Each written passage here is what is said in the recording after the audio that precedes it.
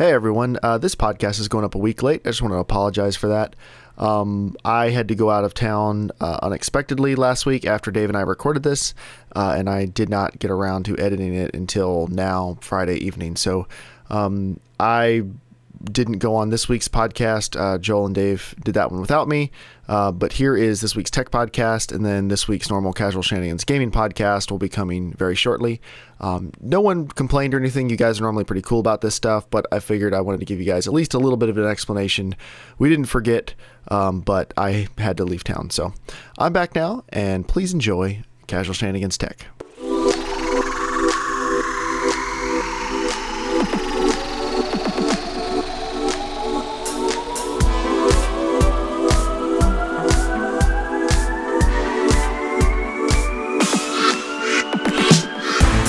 What's up, you filthy casuals? Welcome to the Casual Shenanigans Tech podcast. Almost said the Casual Shenanigans Gaming podcast, but that's not this week. This week is Casual Shenanigans Tech, the podcast where me, one of your hosts, Jeremiah, and Dave, hey Dave, I'm back.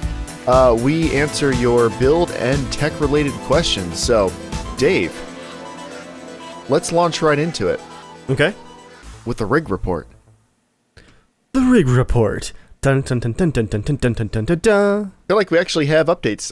Last time I don't think we really had many, but you've had stuff happen to your computer. Kind of, I guess. Referring to the hard drives? Yeah. Yeah, Seagate hard drives you pay for. I got a 4 terabyte portable drive. What? Both of my 2 terabyte drives from them are going on like 5 years, and they're flawless. Oh, I bought their internal drives before, but I feel like I've just gotten lucky because their reputation is awful. Okay, anyway, sorry, I interrupted. Yeah, I bought a 4 terabyte portable last April. I used it pretty heavily. I'm constantly transferring footage back and forth. USB 3, build quality on the drive was great. It was very fast, one cable, loved it. Last week of June, bad sectors. So like 14 months of use and it's dying, essentially.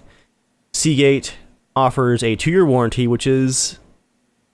I guess that's like a little bit above average for the tech industry, right? Like, yeah, I mean, most things are 1 year. I mean, it doesn't go well along with like Western Digital does 5 years and a lot of things. I was about to say, yeah, doesn't WG25. That should tell you everything right there. They do advanced RMAs where you can cross-ship a new drive, because I use it constantly. However, it's going to cost you $12 to do the cross-shipment.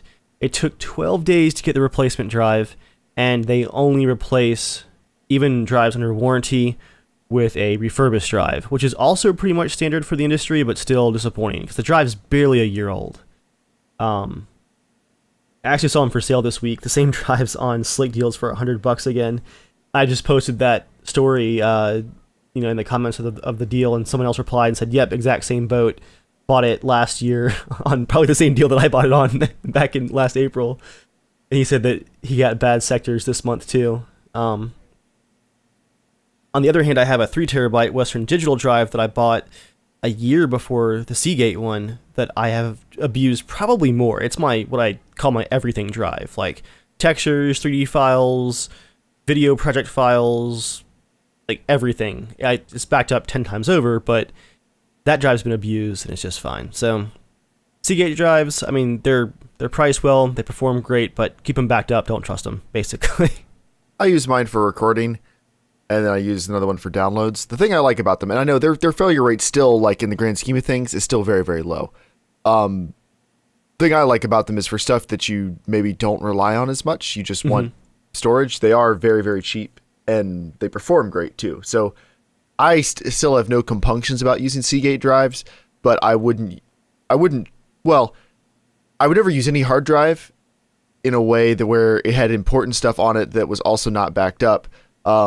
The difference here is I do the same thing you do. My recording drive isn't necessarily backed up, but it's all raw footage. So I treat that on a different level. Like, since I'm not a professional YouTuber, it's like, well, it sucks if I lose it, but like, it's not my family photos or something, like it doesn't have to be backed up. It's just kind of dumb.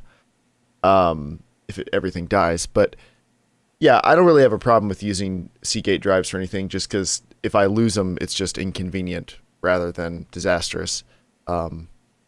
But, it's kind of weird because I think I mentioned in the last episode, I've always had 100% unequivocal trust for SanDisk SD cards and compact flash cards for cameras, and then my SanDisk SSD died after 6 or 8 months. Yep. So I got it back, and it's back in the computer, and I've got a bunch of things downloaded onto it. So everything's great now, but we'll see. I'll probably go back to a Samsung because I'm still using my Samsung 840 boot drive, and that has been great. And then, funnily enough, my OCZ, I don't even remember what it's called. I got it in 2011, and it's 120 gig SSD, and that's still going fine. So who knows? Did you get a new drive as a replacement, or was it a refurbished drive? It looked like a new drive. I mean, it came in retail packaging and everything, so I think it was new. I feel like CK's gonna be pissed when they get my drive back because I have worn out the USB port. I showed you on the back of that drive. It's like the USB part of the drive itself where you plug the cable in is like loose. I've used it so many times. Yeah, that's just a bad design. Like that should be different regardless. Like I don't even know if that's a Seagate thing. I wonder where they bought those enclosures from. They're probably, it's just some branded enclosure that's junk and they shouldn't use again. But that's one thing I'm looking forward to with USB Type-C is having the deeper connector. Yeah, for sure. And again, going back to Western Digital, the drive that I've had for longer, my USB 3 from Western Digital, the USB on that is fine. It's in great shape. Cable fits tightly. Works great. There you have it. Sweet. Anything else with your rig? No. I'm beginning to look at a timeline for my next build, though. Really?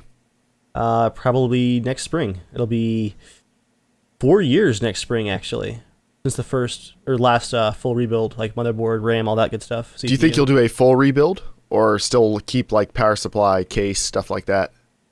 I'm gonna keep the case, but I think it's time to retire that power supply. I've had it for 9 years now. Oh, I thought you were already using a different one. I thought that one had been retired. Oh, you're still doing it. Okay. Still the same one since 2008. Okay, cool. Yeah, maybe it is time. I think it's time. It's time. Thinking about an AMD Threadripper? Not at all, actually. Why not? I'm just stuck on Intel now. 16 core. There's. All right. Identity politics of. We were just talking about Seagate versus Western Digital. I know, but I'm saying like AMD is killing the game right now, like especially for rendering. Yeah. In all seriousness, I haven't dug into the CPU side of things hardly at all. So I think around the end of the year, I'm gonna start comparing benchmarks and time to start getting obsessed and reading about everything. Yeah. Well, all I ask for you this time is if you do go with Intel, please don't get a prosumer chipset. Get the consumer one that like works, because I feel like you've suffered enough with your motherboards. Like no $250 motherboards should have the stupid problems that you've had with yours. It's almost always USB too. Like, what was it? A few weeks ago, I plugged a controller in while in Fallout to record some FreeCam stuff. The controller, I heard like the doo-doo sound as it connected. And then every one of my USB devices started flickering. Mouse, keyboard, controller lights, like my backup hard drive, like everything was just flickering. And so I just pulled the power. I was like, I don't know what's going on. I have some updates for the old rig. First one, probably not going to be that interesting to people, but I run my monitors, like my sound monitors, normally at 7 out of 10 on the knobs in the back. I knocked them up to 9 because I wanted to change my gain structure up a little bit, and that's picking up too much of a hum. Gain structure. There's too much of a hum in the pipes here, or too much of a hum. Like I haven't figured out where I'm getting at. Like it's like a ground hum. And I wasn't able to find it after about 10 minutes of experimentation, so I knocked them back to a 6. That's completely gotten rid of it. But I'm just not getting the volume I want. Just real quick, Jeremiah, you might want to pause here for a second to let Joel regain his composure as he's listening to this, because he's probably lost it at change my gain structure, and I think, all right, he's probably back now, so go ahead. Oh man, we really ought to talk about live audio mixing some night. Like, oh man, I'll make somebody pass out. Also, somebody wrote in with a car question, and we are answering it tonight because they included it along with the tech. Yes, I'm down. I'm down. But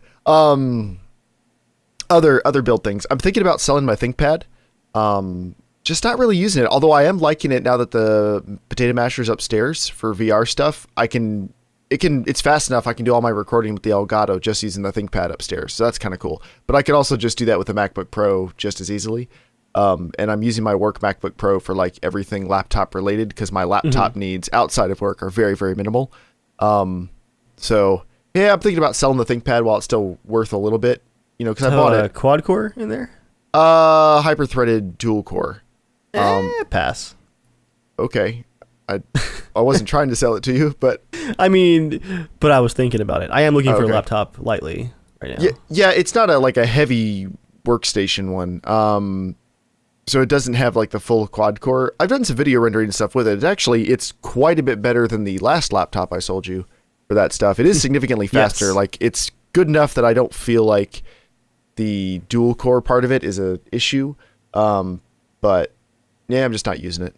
And it sucks that the right speaker was still blown because I got it as a refurb and I didn't realize that till my return period had passed, and I can't buy just that speaker. It'd be like $100 to get the whole thing, unless I can find somebody on eBay like who's parting out a broken one or something, which I'm going to keep an eye out for in case I do see that little speaker assembly, because it's not hard to replace. I've already taken it out just to inspect it. And it's kind of weird. I can't find anything wrong with it. It just farts the whole time. But there's that other laptop that I actually used it at EA for the Battlefield DLC capture event, and it choked really bad encoding the Elgato footage. Well, yeah, I didn't sell it to you for use for that stuff. It was like I thought it was running great, and then I went back to my footage, and about a third of it was corrupted. Thankfully, I had like 3 hours of usable footage, but I lost about an hour of total footage. That does suck. So I think if I get a laptop, it's gonna definitely have a quad core and probably a 1050 in it, just so I can do like light 3D stuff, like modding and stuff like that too. Shouldn't cost too much to get one of those. It's still not going to be super light or thin, but it should be decent. Like I think $600-700 you could probably get something that would be great. That's about what I've seen, yeah. In the last update, this is a quality of life improvement for all of you guys. I'm not a big Massdrop guy, but I saw on Massdrop they were having a sale, and rubber mechanical switch caps. It was a complete set for $5, which goes on the underside of the key. So when the key bottoms out, it hits rubber instead of plastic. It's supposed to significantly cut down on the volume. Bless you, my lord. Bless you. It was $5. I was like, let me give it a shot. So we'll see. Maybe it'll be good. Maybe $5. Why don't you send it to me? Well, I don't know. I would have brought a mechanical keyboard into work. Just because I could. I'm actually kind of tempted to do that because I have the one that Alki sent to me for a review, and it's very loud. Yeah, I feel like you couldn't dampen that keyboard enough with your aggressive typing style to make it acceptable for work. Yeah, we'll see. Although I feel like I'm pretty loud on the little Apple keyboard I use. Like, I don't know. Yeah, just in general, you type like you're manning a machine gun. Well, can you hear me typing over the cubicle? Yes. Oh, all right. Well, I wear headphones, so I don't have to worry about other people's feelings. All right, you ready to get into some questions? Yeah, let's do it. All right. So, like always, you can write into casualshenanigans@gmail.com to be a part of the show. We will email you some stuff back, like any links or anything that goes along with your question. And then if you have any follow-up questions, feel free to email us back. And for anybody who is curious, who's been looking at doing a PC build lately, yes, cryptocurrency mining has kind of ripped the middle out of the GPU market right now. So this will be general advice, but if you've been looking at getting something between like an RX 470 or 1060 all the way up to like a 1070 or an RX 580, right now you are probably better off getting something used, like a 970 or a used 980 or something like that, or getting a cheaper card and waiting for a while, or getting like a 1080 Ti, because the market hasn't really gone up on those 1080s and 1080 Ti's. So anyway, general advice. So so we're going to start with Omar, and Omar wrote in and said, "Good evening, you filthy casuals." So he wrote in, on the 19th of last month. There's a saga. There's a story we're going to tell here. He writes in on the 19th and says, "Good evening, you filthy casuals. I am in need of help. Back in 2015, I had you pick out some parts for a build. I built the PC, but as of today, the PC is dead. I overclocked the CPU to 4.8 gigahertz. Nothing crazy. Well, I mean, that's pretty high. Yeah, that is high. While we were out on vacation, we had a lightning strike, and now the PC won't do a thing. It's probably because you're overclocked. I'm kidding. It's probably not it. I got angry and beat the PC like Michael did in the movie Office Space, so now I need something to build from the ground up.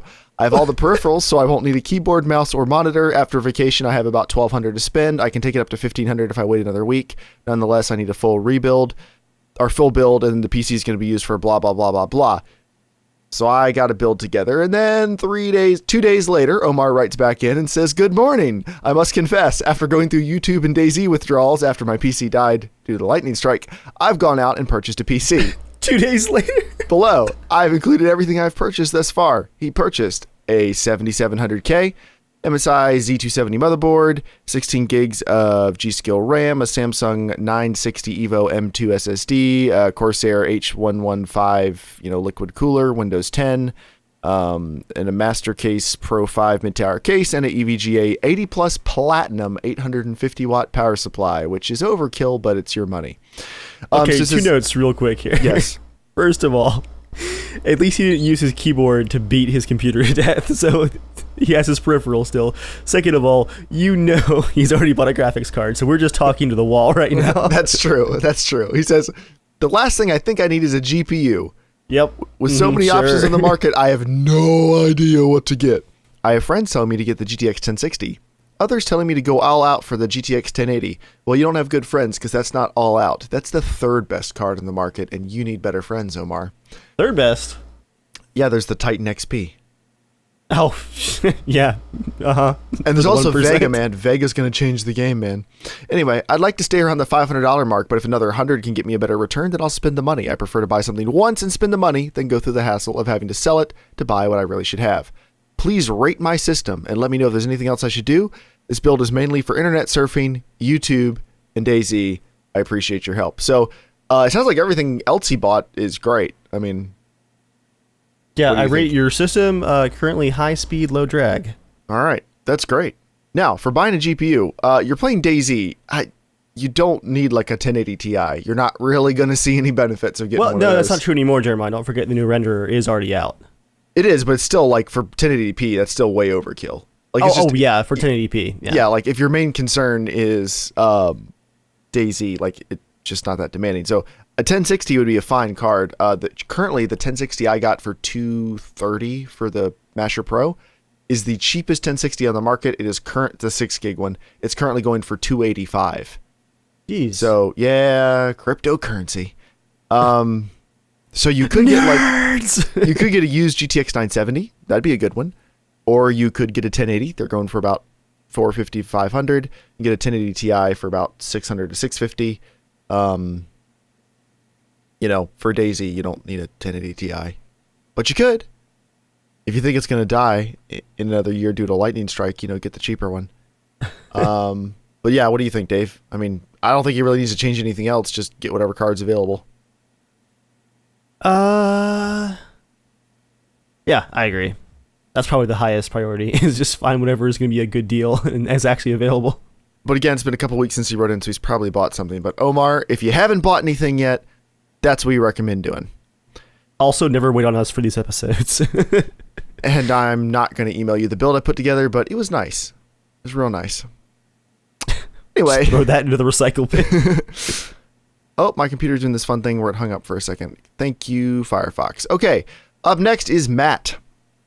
Matt writes in and says, "Hi, guys, and thanks for answering all my questions." He wrote in a while ago, and he has some questions. So, I'm here to give you an update to everything that I've done since I've written in, and I have some new questions. The last time I wrote to you, I was at the beginning of my senior projects in college. I've also completed said college and am looking to start my career. Now for the rig update for you guys. I switched to a Corsair Air 540, 5 Corsair fans, an AMD Ryzen 1600, 16 gigs of memory, Corsair H115, and a GTX 1070. I caved and bought one open boxed at my local Micro Center. Now, I have several problems for you guys in the following order. Number 1, I bought said Ryzen system. Oh, wait, sorry. That's number 2. Number 1, I have a little brother whose birthday's coming up, and I want to gift the Ryzen build to my brother, minus the power supply, case, and a new GPU, probably a GTX 1080 or another 1070, whichever comes first. The problem is, whenever I go to boot, it goes directly to the BIOS. Why it does this, I don't know. My little brother helped me push the OS to the top of the list in the BIOS. However, it still goes to the BIOS whenever I turn on the computer. Some advice on solving this problem would be beneficial for my little brother's birthday. So let's start with that one, Dave. It sounds like he has installed the OS, but it keeps booting into the BIOS even when the OS is, it sounds like, at the top of the boot order. Yeah. How would you go about troubleshooting that? Let's ask Germ Gaming. So no ideas? No, not at all. I mean, so it's one of those things, diagnosing some stuff like this can be kind of hard over the internet. So let's think through, the easy, dumb stuff. So Actually, I do have one possible idea to take interrupt it away. myself, basically. Take it away.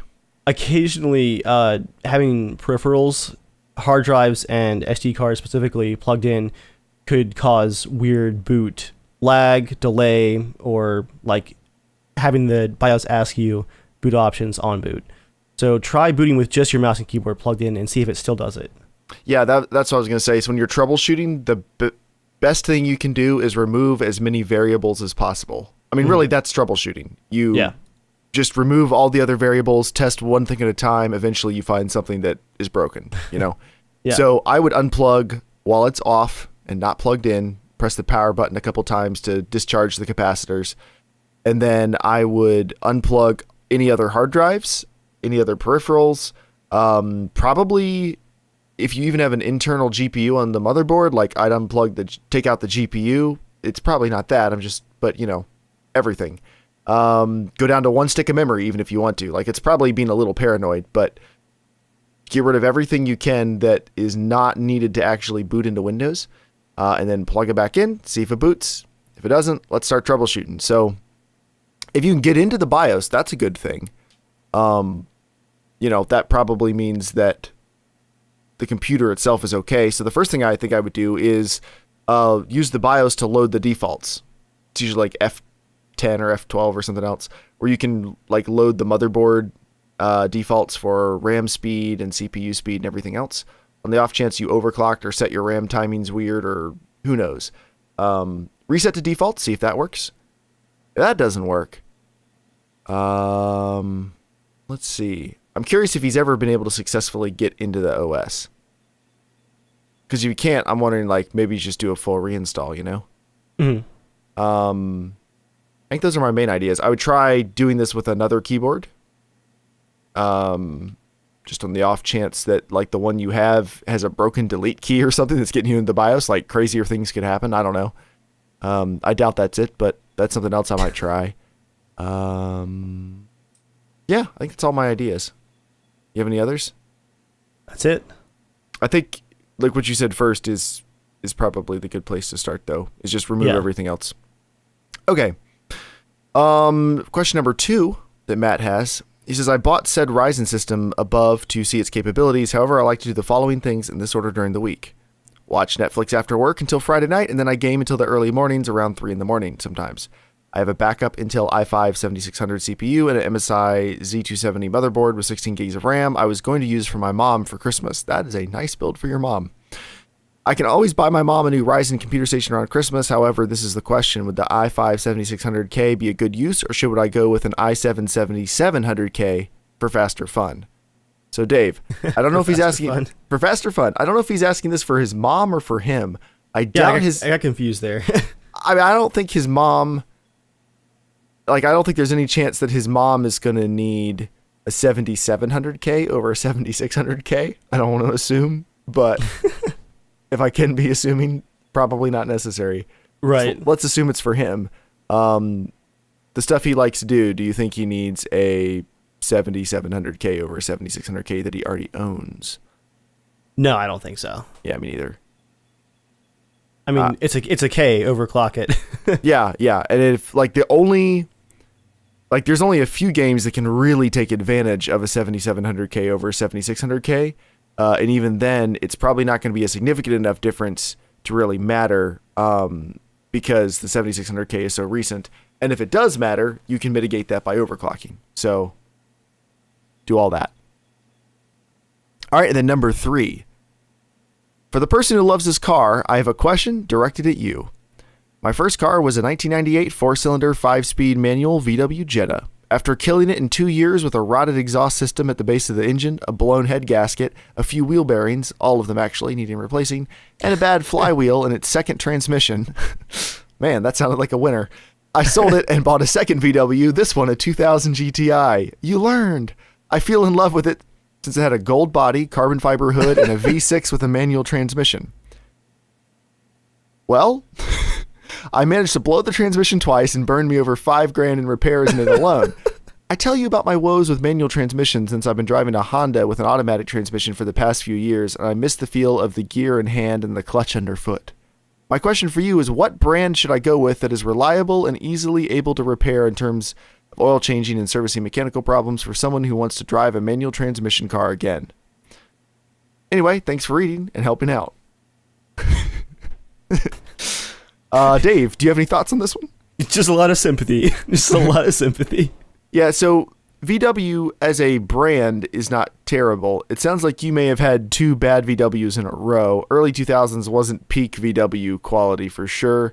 And it sounds like you may have gotten 2 that were kind of beat on, especially if they went through multiple transmissions. I don't really know what to tell you there, but I'm kind of curious if you're blowing transmissions or like blowing the clutch or whatever, but you say you're blowing, like you ruined transmissions.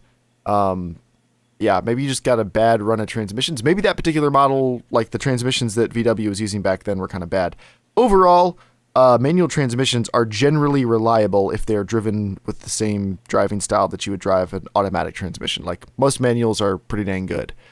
As far as overall reliability, it's the old, like the common stuff you've probably heard a dozen times. Honda and Toyota are going to be pretty reliable, but their manuals across the board are not the most fun to drive. So a lot of their cars are more reliable, but maybe a little less engaging. Certainly once you get into the 2000s, Toyota made tons of enthusiast cars in the 90s and then slowly went away from all that. Same thing with Honda, although Honda has moments of, rare moments of genius. You want a fun, reliable car? I don't know what you want to pay, but if you look for a mid-2000s Accord V6 with a manual, that is a legitimately quick car. And it's got a good manual, or you can get a 4-cylinder with a manual. Those are pretty nice too. An Accord is a little bit of a grown-up car, but you can get a coupe, and they're pretty fun to drive. But if you are looking for something a little sportier than that, you could think about a Miata. That's going to be slower than an Accord V6, but Miatas are very easy to work on. They are very reliable, and they've got great transmissions. So like the feel of the clutch, the shifter, everything, you're going to love them. Reliability kind of depends on how mechanically inclined you are, how much you actually pay attention to doing maintenance, stuff like that. So I can't really answer across the board what's going to be reliable for you. It does sound like you've been burned by German cars, so maybe you don't want to do another German one for a while, and that's fine. Yeah, I guess try not to blow the next transmission. I don't really know what to tell you. But Honda Accord, because you're an adult now. No, Accords are fun to drive, though. No. Accords can be fun to drive. They make a bunch of different ones. The V6 manual coupe Accord is pretty fun. I guess, Dave, I don't think you really loved your Accord that much, did you? Actually, it was quite enjoyable to drive on the highway. It was. So Dave had a V6 2002. V8. No, it was a V6. It was a V8. Dave, do you really want to? I'm looking at it right now. I mean, you could just trust me because I promise you I am correct. Yep, no switch results for that. Honda has, as far as I know, has never put a V8 into any Accord. And by as far as I know, that's a nice way of me saying I'm definitely right. No, it's the same. It's their same V6 they put in a bunch of things. It would be cool if there was a V8 though. Like that'd be a pretty fun idea. I don't know if that'd be a smart thing to put into a front wheel drive vehicle. That's probably putting a lot of weight over the drive wheels and an excessive amount of power. Yeah, the V6 is it's 200 horsepower, so that's yeah. But it's a cushy car, big, comfy, cushy car. So imagine taking that, have that torque and everything. Like it's got some get up and go. Make it a 2-door, give it a 5-speed. Pretty fun car. So cars that would be fun, possibly in your price range, look at Acura RSXs. Those are going to have like Honda reliability and be pretty fun to drive. James from the podcast, he had an RSX. Don't get one that's been riced. That's going to be hard, but good luck. There's nothing wrong with a Mustang. Mustangs have pretty bulletproof transmissions, like especially the early 2000s ones. If you can find one that hasn't been beaten to death, and if you can not drive it into crowds, that would be great. By the way, today I watched an excellent Mustang crash compilation video. Well sourced. Very well sourced. All of them wreck pulling out of parking lots, like in corners, going up an on-ramp, in a corner. Like, people just don't seem to understand. You don't take a rear-wheel drive heavy car, put it into a corner, give it enough gas so the wheels break loose, and then try to keep it there. Like, that's just... If you're making all of those decisions, you're probably not a good enough driver to handle making all of those decisions. Anyway. That's my advice, I guess. Honda something, Toyota something, Celica could be fun. Maybe get a Miata, something like that. Those should all be decently reliable and fairly easy to work on. Yeah, I think my advice would be to definitely look for one of those V8 Accords. Just look really hard. Long and hard. As long as it takes. Keep on looking. Car advice with Dave. Have you thought about a 4Runner? Because I have a lot.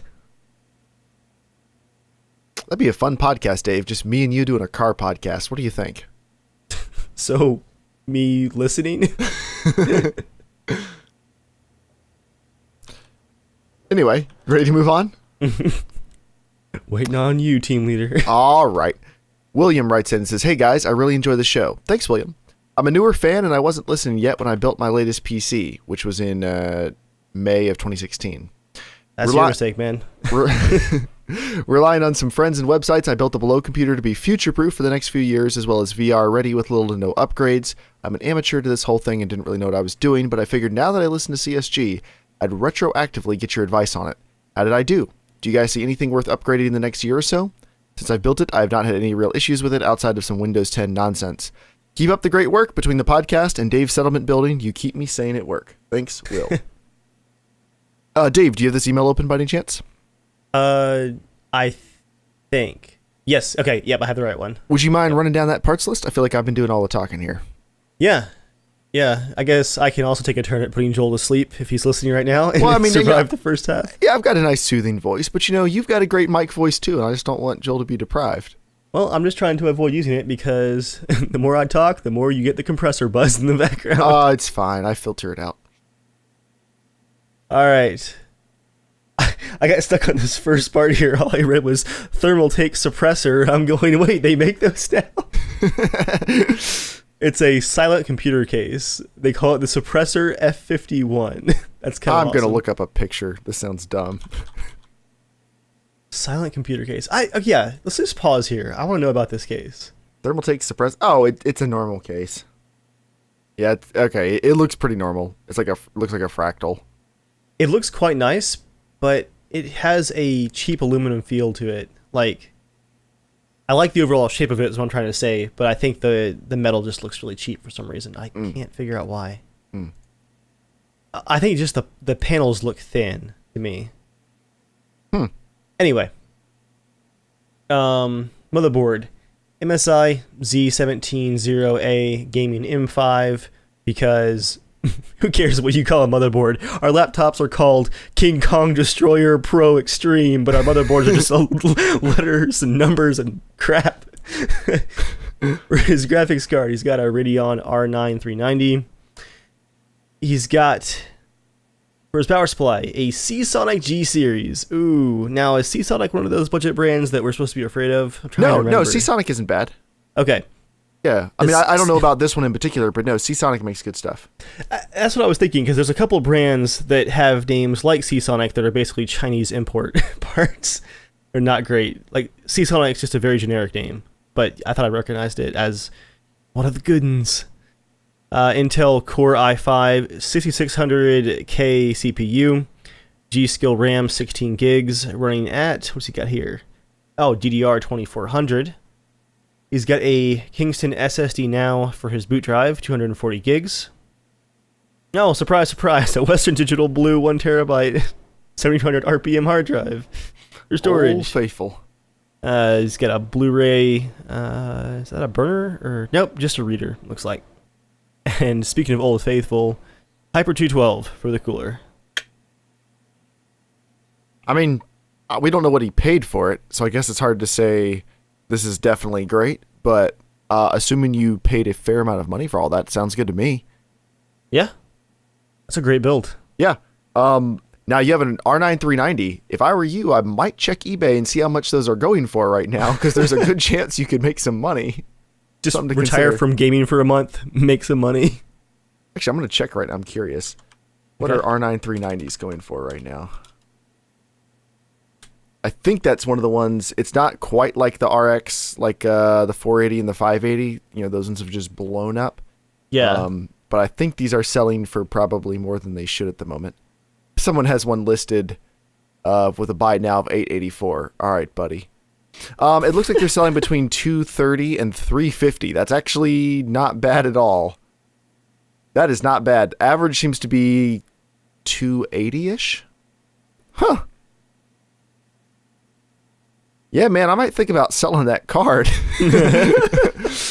When all this calms down, you might be able to get you like a used 1070 or something. Like, you might be able to jump up the line a little bit.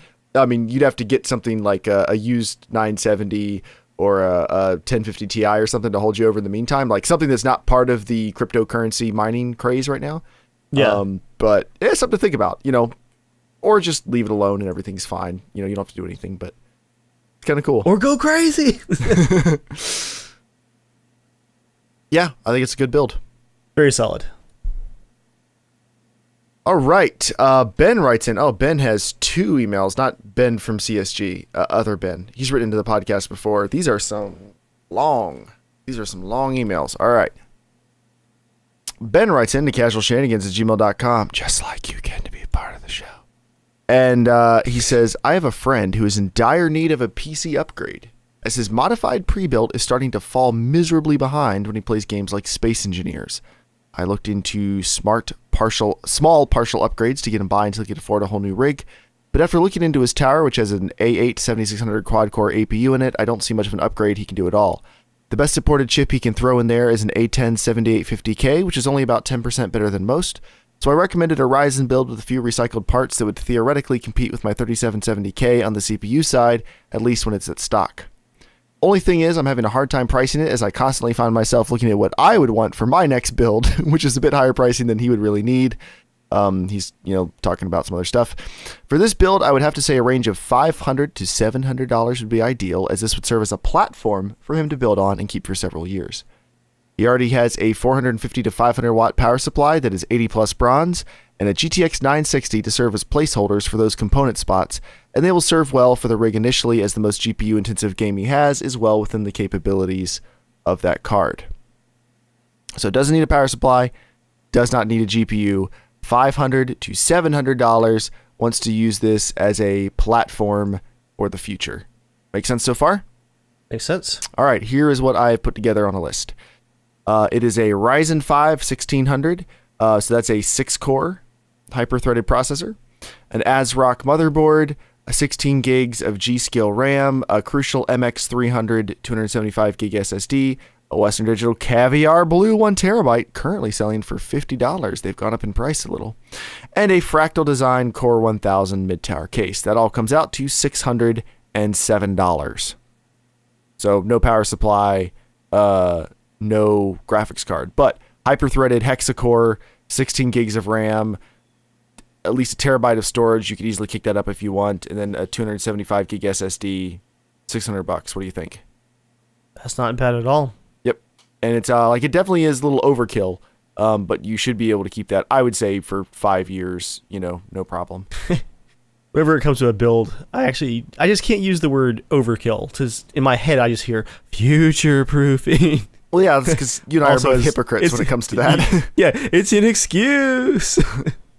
Because again, you can talk about future-proof, but you're talking like, ooh, next spring, it's been 4 years. Not I have to upgrade, but I can do it and not feel guilty. Yeah, it was like I was good. I didn't buy a new computer only 3 years later, despite the fact I've been upgrading the graphics card every 12 months reliably.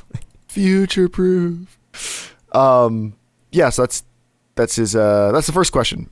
Next thing, he says, I also have a question regarding my rig.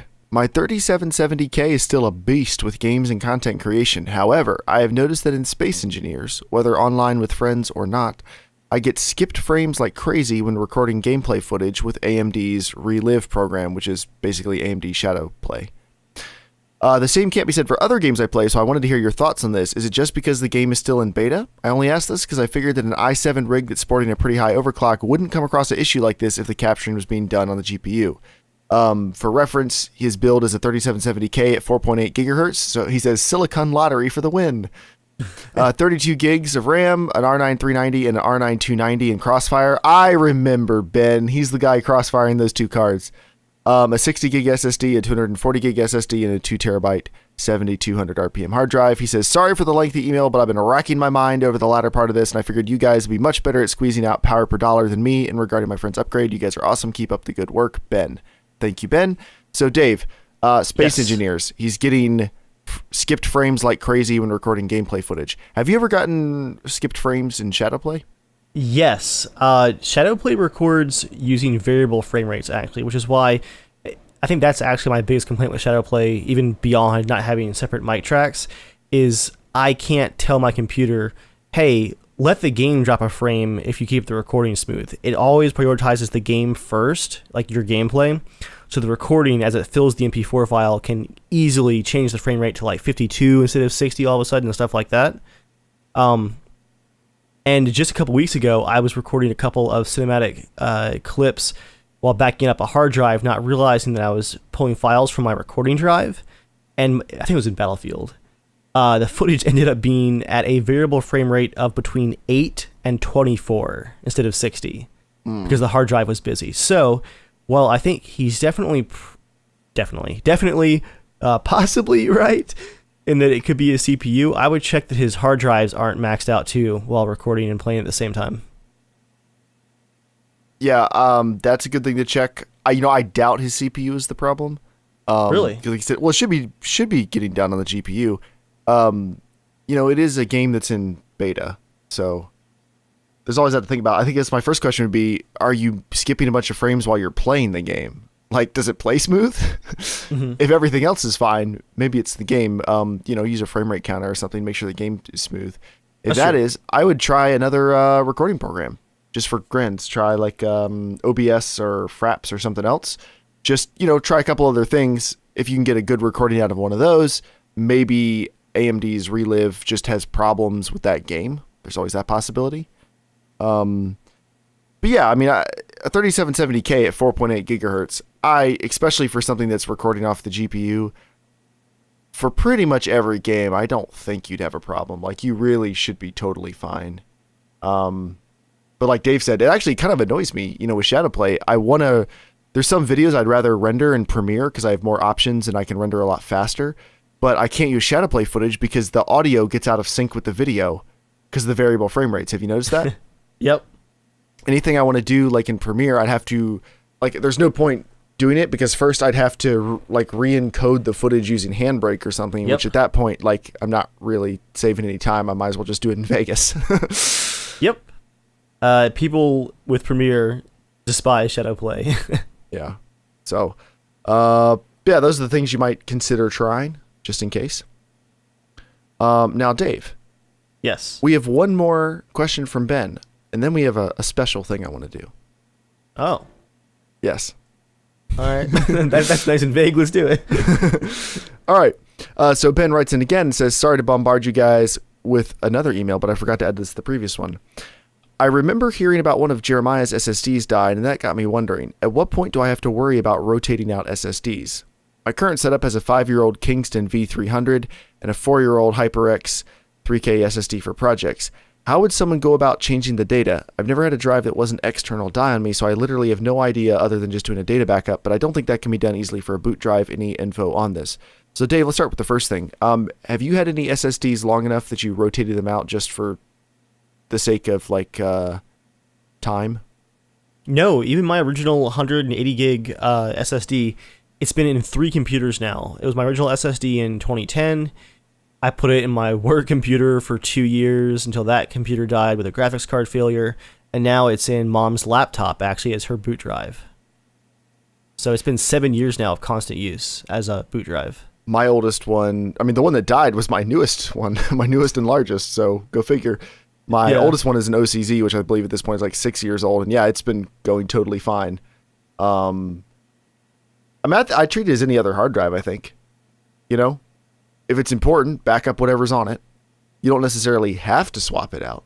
But if it's getting on and, you know, if it's getting old and you're worried about it or something, there's nothing wrong with swapping it out. But you don't have to.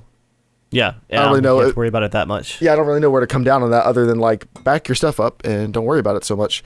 Use it till it breaks. Now to answer his other question, how do you like clone an older SSD to a newer one? That's essentially what he's asking. Have you ever tried that before, Dave? It's been a few years, so actually I'm going to pass on giving any specific advice for this because all I remember is when I got my 1 terabyte in, I think it was 2015.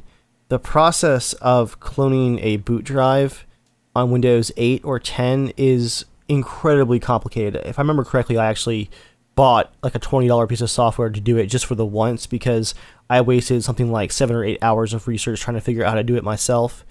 I hope it's gotten better, but it was not pleasant for me because I actually wanted to just swap the drive out. I was going from I think it was like a 240 to a 1 terabyte. I wanted to not reinstall anything. I wanted to literally clone the drive and the boot sector, and it was just incredibly complicated. So I've moved a couple OSs from one SSD or hard drive to another. I haven't done it with the Windows 10 one, so it's possible that this has changed in some way. But I have used a piece of software successfully a few times, and it is free. So it's EaseUS to do backup, and I'm going to send Ben a link to it. It's not going to wipe out the original drive, so I guess it's no risk. It just might not work. But I've used that to successfully clone some SSDs before, and actually went pretty quick, of course, because SSDs have, lightning fast read and write speeds. And then some SSDs come with their own software, like Samsung includes software along with theirs. I think SanDisk does with theirs as well. So there's a couple different options. But yeah, I'm going to send you a link to EaseUS. I've used the free version. It has worked for me before. If you're concerned about one of your older ones, I would just wait for a good sale on something new, pick it up, transfer it over, and then take your old one and pop it in like a $20 enclosure, and you've got like a really fast external hard drive for moving stuff around. That's what I did. I took the SSD that was in the laptop I sold you, Dave, and that's the SSD that's in my little portable thing that I take around like to give you ARMA footage now. Because, it could do several hundred megabytes per second of read and writes, so, it's pretty fun. All right, now, Dave, before we move on to the next question, we only have 2 questions left. Okay. We have a responsibility on this podcast, and that's to help Joel go to sleep. That's very true. Very true. So I've loaded up on PC Part Picker all the different series of Gigabyte 1080 cards. Oh my. And I'm going to read down the list. What is that, 900 or so options? Okay, so here are the different types of Gigabyte GTX 1080 and 1080 Ti's. And Dave, we're going to spice it up a little bit. I'm also going to be reading the core clock speeds, if that's all right with you. Oh, I would have it no other way. All right, so we're gonna start with the WindForce OC8G. I do have 2 questions actually. All right. First of all, is this the outro for the podcast? It is not. I feel like Joel may not have made it all the way through. That's true. If he's gotten this far and he's not asleep yet, we need to help him out. That's true. Exactly. Like I'm trying to spike this thing into the dirt. You know what I'm saying? Second question. Mm-hmm. Is it okay if I fall asleep? It is. It is fine. All right, carry on. If I hear the air conditioner come back on, I'll just assume that you're gone. I'm gone now. All right. So first we have the WindForce OC8G with a core clock of 1.66 gigahertz. Then we have the Turbo OC, same core clock. We have the Gigabyte G1 Gaming GTX 1080 with a slight bump to 1.72 gigahertz. Mm-hmm. Then we have the Gigabyte Extreme Gaming, of course spelled with an X and then a T, the Extreme Gaming Water Cooling GTX 1080, 1.78 gigahertz. Gotta love that Extreme, man. Well, Beautiful. That's a good thing that you love it, because next we have the Gigabyte Extreme Gaming Premium Pack, GTX 1080. Premium. Which actually has a slight reduction to 1.76 gigahertz, down from That's not 1.78. premium. I know, it's a little bit weird. And then we have the Gigabyte Aorus Extreme Edition, GTX 1080, 1.76 gigahertz. Then we have the Gigabyte D5X GTX 1080, 1.61 gigahertz. I know what you're thinking. How many more are there? There are 3. We have the Gigabyte Founders Edition GTX 1080, 1.61 gigahertz. We have the plain Jane Gigabyte GTX 1080 Extreme Gaming. So not the Extreme Gaming water cooling and not the Extreme Gaming Premium Pack. The regular Extreme Gaming, here's the thing though, also clocked at 1.76 gigahertz, the same as the Premium Pack. What are you getting with the Premium Pack, Dave? I'm glad you asked. Something very special. So I'm bringing up links to both the Premium Pack and the regular. They're like the same card. They look exactly the same. All right. And then finally, we have the Gigabyte G1 Rock GTX 1080 clocked at 1.66 gigahertz. I just don't even understand. That's Yeah, I 1, kinda wanna 2, go to sleep 3, now. 4, 5, 6, 7, 8, 9, 10 different 1080s that Gigabyte sells. This is why Joel thinks that a new card comes out every 2 weeks. Because they pretty much do. Yeah, they do. The Founders Edition comes out, then they release, each company releases like a new version of the card once a month. And like, look, they're changing the clock speeds by like 30 megahertz at a time. Buy the base one and overclock it yourself. It's not that hard. If you can't get a 70 megahertz overclock out of it, you don't deserve to own it. But the newest. Anyway, I figured that'd be a nice treat. Joel, sweet dreams. We have Oh, he's gone now. we have 2 questions left. Next one is Frankie. Frankie says, "Hi, I'm Frankie, and I've sent a few emails before about building a PC, and using your advice, I went ahead and built in February. I didn't come to you sooner with my problem, though, as you're not exactly known for your quick replies." Well, it's not very nice, Frankie, but we're going to still answer it. Gotcha. He said, "Right, here's the problem. I plug a USB keyboard into the motherboard on the rear panel and I turn on the PC. I press delete repeatedly to enter the BIOS. It doesn't work. The standard insert proper boot device message appears. Pressing any key should cause this message to repeat, but it doesn't. That's interesting. I try this in all USB ports on the PC and then I repeat it with 2 different keyboards. Still nothing works.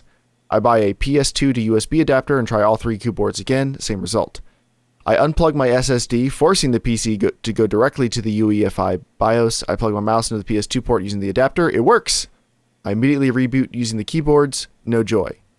Finally, I check to see if the ports have power. I plug a disk drive into it and it spins up indicating power. Thanks for all the help and the great podcasts. P.S. I plan to start playing the Gwent beta. Any tips? P.P.S. Sorry for the essay." Dave, any quick tips on the Gwent beta? Pay to win. All right. Thanks, Buy Dave. all the kegs. Thanks, Dave. Back to the podcast. Okay, so he's having like an opposite problem of the other guy. He's trying to get into the BIOS and it won't. The other guy was getting into the BIOS and he didn't want to. So, Oh man. Dave, besides our other advice that we gave about like take everything off that you're not using, go down to the bare minimum. So it sounds like he can, like if he unplugs the SSD and plugged his mouse into the PS2 port, it goes into the BIOS. I think I would start with do one of those at a time and see which one actually made the difference. Yeah. I'm going to guess it's not the mouse. I'm going to guess, since he tried a bunch of different keyboards and nothing worked, I'm guessing unplugging the SSD is what did it. What do you think? I think so. Yeah. Do you know any reason why? Have you ever had a situation where like a certain drive would not let you get into the BIOS, like you unplugged it and everything worked? I don't think so. If this is a new build, It is. if he's used it before, I assume the drive has an OS on it. Yeah, but it sounds like he's never been able to actually use the computer, you know? Yeah, it's. I think we need more details, to be honest. Like, has he ever gotten it to work? Yeah, Is that a new issue. Well, it sounds like he did the build in February and it didn't work, and then he hadn't emailed us yet. He said he was busy with like college classes and stuff. But yeah, I'd want to start with that. Like, has this ever worked, or has this been like this since the beginning? I do have a fun side story. All right. I installed a backup hard drive a few weeks ago. I had pulled my side panel off to look at my my power leads for all my hard drives to see if I had a spare one to use. Definitely unplugged my boot drive with the computer on. Unplugged the power from it. Computer restarts, insert boot device, and I was like, that was dumb. So I turned it all the way off, put the power back on the SSD and boot it. It was fine. It's like, whatever. Dummy. That's good. Yeah. Whew. That would have been... Oh, that would have been a really embarrassing, like, here's how I lost my OS. Yeah. I unplugged the drive while the computer was on. And then I was just looking. Then I was like, wait, I run a podcast where I help people. Turn the computer off, kids. I think another question I'd have is, has he tried a different drive? He's unplugged a drive and it goes into the BIOS. Has he tried installing an OS onto a new drive? If that's the case, I'd say your SSD is broken, like it's a dud. Yeah. RMA it. Yeah. I'm guessing there's an RMA coming somewhere here if you tried all these different things. That's probably true. Like either motherboard, or it sounds like you can get into the BIOS, so maybe not the motherboard, but probably either motherboard or the drive. I would try different SATA ports, different SATA cables, and a different drive, see what happens. Because all those are easier than trying a different motherboard. Any other thoughts, Dave? Nope. I think that should do it for a starting point for sure. Cool. All right, we have one more question from Dan. Dan says, hey guys, recently my Radeon 7850 decided green was its favorite color, and it decided to fail with a bunch of green lines across the screen, and then it went black. I figured it's about time for a new GPU anyway, and in my searching I learned about this crazy GPU shortage going on right now, so there aren't many in-stock GPUs to choose from. By the way, Dave, if you haven't gone and looked, it is like a wasteland right now in the mid-range of the market. It's kind of funny. He says, I'd like to finish the game of Deus Ex Mankind Divided I was in the middle of when my old GPU failed, and I'm probably going to pick up PlayerUnknown's Battlegrounds. Those are really the only games I'd play that would stress the GPU significantly for now. I play at 1080p, no FreeSync or G-Sync, and would like to run at 60 FPS. I don't need all the details turned up high, even low detail is usually fine for me in multiplayer. I'd prefer not to turn down the resolution. Down the road, I plan on making the jump to 1440p or 4K on both my computer monitor and my TV, which has the HTPC driving it. Whatever card I buy today will go into my HTPC to drive the 4K TV, no games, just video. At that time, I'll buy a higher-end GPU to drive the 1440p or 4K computer monitor for games. So long story short, do I wait for 1060s to return to sane pricing or availability? Or do I get by with a 1050 Ti or even a 1050 for PlayerUnknown's Battlegrounds? 1050 Ti's and 1050s are easier to come by, and any savings can be passed on towards my big 4K upgrade in a year or whenever I get around to doing that. I'm leaning towards the 1050 Ti because of the availability and the fact that I won't need to upgrade the power supply in the home theater PC when it eventually gets moved over there. Because remember, like 1050 Ti's have a TDP of 75 watts. Yeah. But I want to be realistic with my performance expectations. The rest of my system for reference is an i7 3770K, 16 gigs of RAM, 256 gig SSD, 1080p display, and a 650 watt power supply. I'm in the US, but I'm limited to Best Buy, Newegg, Amazon. Love the show. Take care, guys. So what do you think, Dave? With the GPUs that are available right now, 1050 Ti or wait? Wait. Yeah. You think you should wait? I think so. Yeah. 1050 to me is like a laptop level card. If you're going to do some serious gaming, I would not lean completely on a T50 Ti. That's just me though. A 1050 Ti, for anyone who isn't sure, is like maybe 80% as fast as a 970. So it's not like, it's faster than the GTX 760 and the Potato Masher, but it's not like a high-end card or anything. Right. I would say, I mean, his 7850 died, so he has to get something. I looked at used 970s, and they're even up to like $180, so I don't think I'd do that.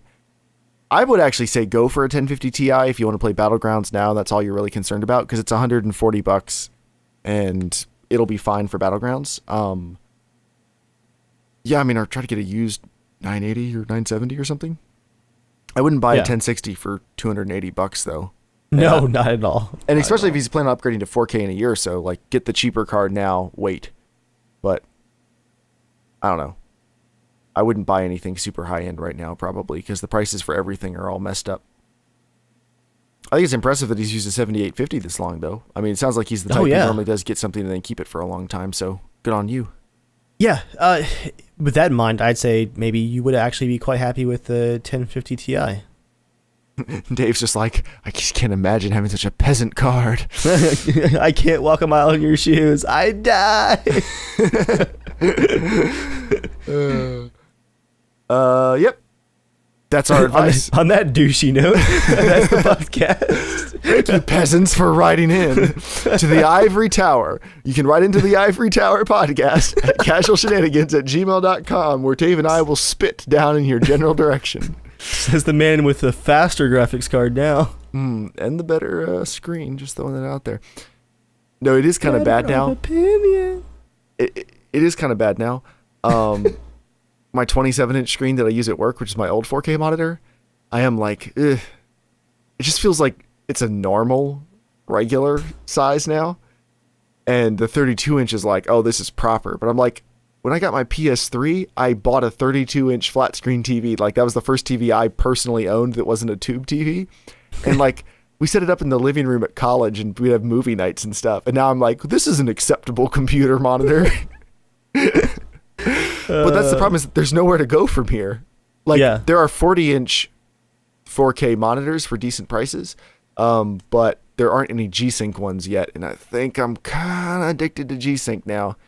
And I had a 4K 40-inch TV for like 3 days using it as a monitor.